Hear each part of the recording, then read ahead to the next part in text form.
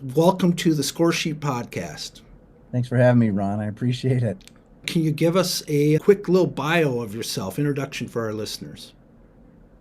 All right, Brent Turner. I grew up all over the country, actually. So that's been part of my legacy as I was born in Minnesota, moved to Illinois, Indiana, Iowa, Missouri, Texas, and then back through St. Louis up to Minnesota, where I went to school, marched in a competitive high school marching band in Parkway West, where I became drum major. Came up to Minnesota my dad got a job back in Minnesota, went to the University of Minnesota, where I'm a third generation University of Minnesota marching band person. Dad was in the late 50s and early 60s, and I have a great uncle that was at the university before that. So the university meant a lot to me. So to get to come back to the university and get a degree in basically social work, and then tried out for the Madison Scouts. I was chosen to kind of stay on staff with the Madison Scouts, marched 87 through 89, won a world championship there. And then in 90, aged out and was lucky enough to be selected to come back on staff. So Scott Stewart, really gave me an opportunity to do that. But what I didn't know when I was growing up was that a lot of the people that taught me at my high school marching band were really well known in the community as well. So the Paul Brizzies of the world from Iowa and the Jim Hudsons of the world from Oskaloosa, who did, back in the day, it wasn't BOA, it was Marching Bands of America, and they had the summer and the fall tour. Uh, Jim was my drum major coach in Missouri and continues to be a great mentor of mine today. He's just an amazing educator and somebody that continues to do this well into life and mentors just so many people. But then got my undergraduate at the University of Minnesota, did social work, did marching band stuff, started writing drill and that kind of stuff with Minnesota Brass, and got my master's degree to go back to teach because Steve Olson, who was one of my mentors, also said you should go back. You're working with all these bands, you might as well be a teacher and do this part-time on the side and all that kind of stuff, and you have more time to do it, which made a lot of sense to me because I was taking a lot of my time off work to go do the band and drum corps stuff. So with Steve's help, went back, got my master's degree, taught for 12 years at Eden Prairie High School as a family and consumer science teacher while I was still doing drum corps and marching band. And then after teaching for 12 years, saw that there was a need for youth in music. There wasn't a state championship here, and something that was a high profile thing similar to what Bands of America was doing.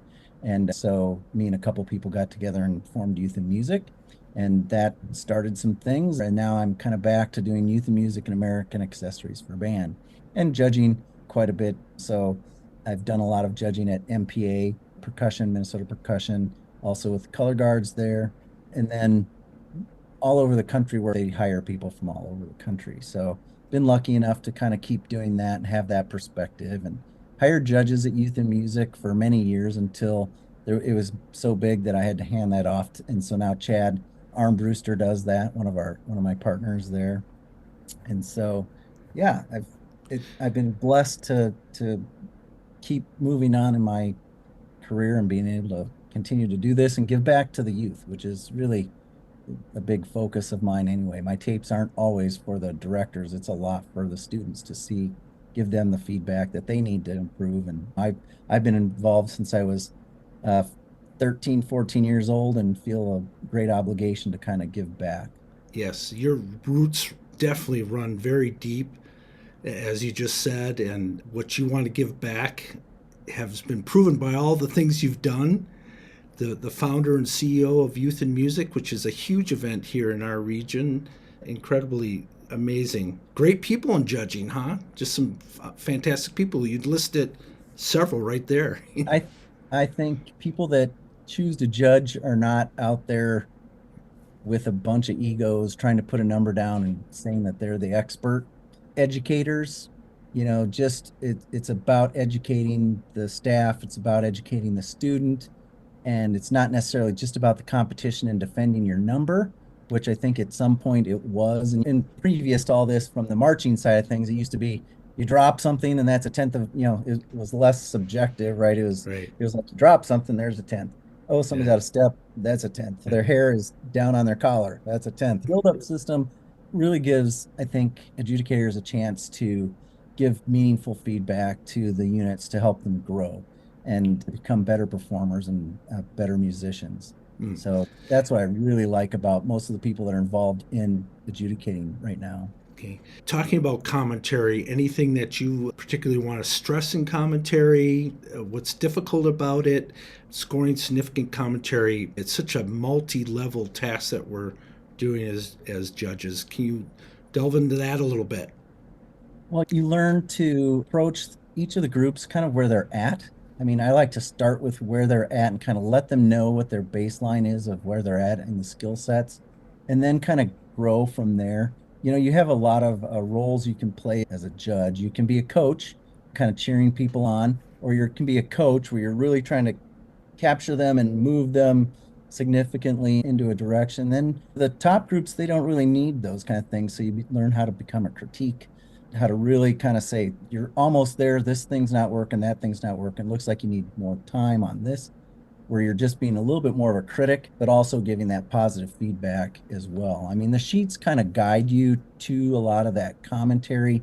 So the Okay. commentary for me is more about the education stuff about where are they, what part of the sheet are they on, where are they in terms of their skill sets, and then where can we help them grow from there? Because all bands are so different. Every band across the country is different in terms of what they have as positives and things that they're growing on. But I try and keep my commentary that way. You mentioned some terms. Are there some terms, nomenclature, that you find is difficult? Judges speak that people don't quite get, that you would like to express, hey, here's what we mean when we say fill in the blank. I think when we get into some more advanced design concepts, that kind of leaves some people wondering what we're talking about in terms of vertical and horizontal composition and integration. We do use a lot of those words that are on the sheets. If we're doing it right, we're kind of using the sheets that are there.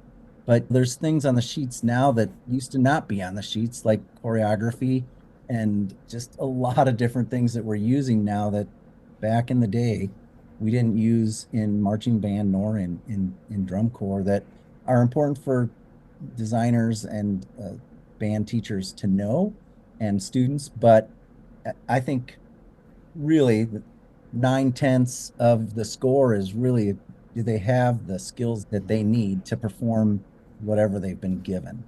So those sheets go back and forth between a GE sheet that kind of is a lot about design, or an ensemble sheet, versus a technique sheet, which is music, visual, those kinds of things. So we've divided it out so that you really can get a comprehensive look at your your ensemble, but from a microscopic look at it. One person is really diving into one part other than the GE judges, really trying to help with skill building and that kind of stuff. Right now, Exactly. electronics have become a lot more sophisticated in Exactly. this day and age, but still there's a lot of people that want to just integrate a lot of just creative ideas into our art form, and that's really appreciated. I think that makes it able to make choices using different things that allows them to be just as good as other bands. So it's not about being a big band to me, or a small band, or a medium band.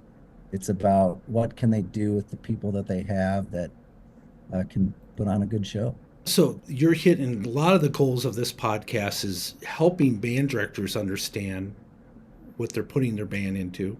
We want to communicate to them, here's what the judge is trying to provide you. We also want to help the fans understand and demystify judging for them. Let's break that apart a bit. How can we, as a judging community, help those band directors? How can the band directors approach the adjudication system they're facing? You mentioned sheets, some of the terms you just talked about. Whenever I teach a band and directors, I say that you have control over what a judge says. And you really do. I mean, if you want a judge to say that was a good cutoff, make your cutoffs good. If you want a judge to say that was a good attack, make your attacks good. If your intonation, all those things, you have control of what the judge is giving back to you. And it's up to the staff and teachers to give them things that they can be successful at. And all of us know that some of the hardest things to do are not necessarily technical lines. It's a ballad, where something's on your, you know, the instrument is on your face and you have to control dynamics through 8, 16, 24 counts and building to a big point. So it's something that seems simple when you're choosing music and drill. It might not be that way. So it's a matter of learning what your group can do well so that you can showcase that. And the best band directors they just know their groups. And even if they're 3 months in, they know the kids that can do the flips and the tricks and are going to be their soloists. And if you're good about it, you kind of figure out what that music is where they can be successful, whatever level they choose too. I mean, it doesn't have to be the hardest music. We have to really keep it simple for the students and the ensembles so that clarity can reach up to the judges too. So that's a lot of that.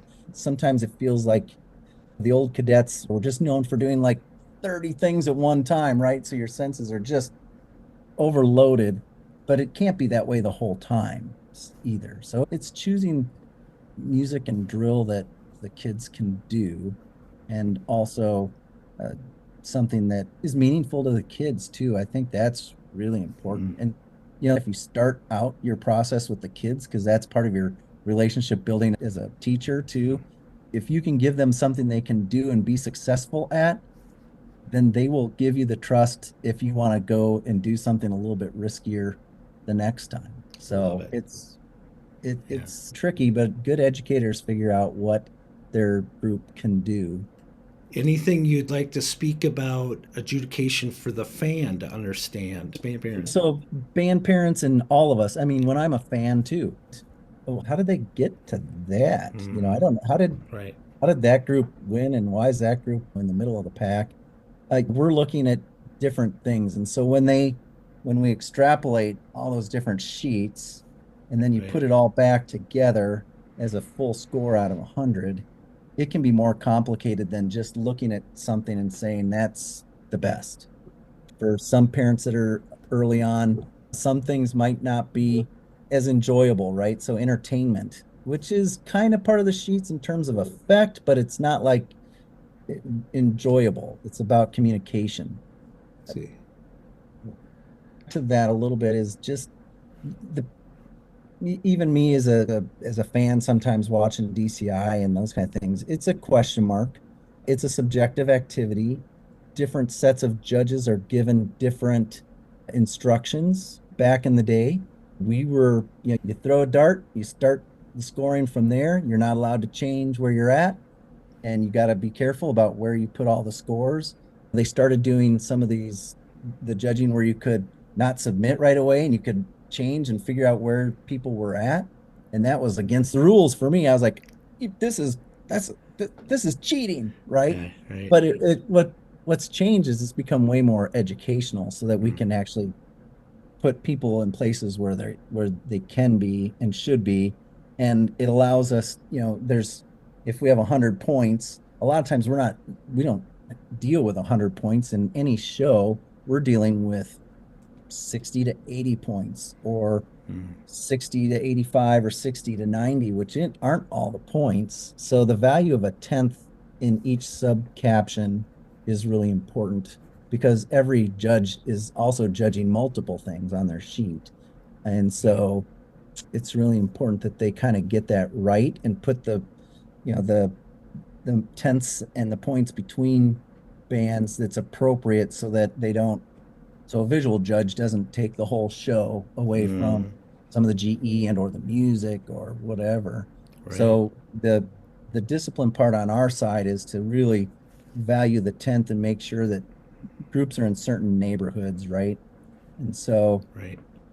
that way we're not putting 10 points in between groups when that really should be 1 point because 1 point in a subcategory is is 10 different groups. I can put 10 groups in 1 point out of my 20 points. So it's really important that judges do that. And I think most of the judges get that now too, because we're just trained to be more uh, know what our range is going to be for the day. If it's early in the season, most likely not going to see a 98 or 99 Right. out there unless for some reason it was the best show that we've seen Yeah. ever, you know, Right. but it's subjective.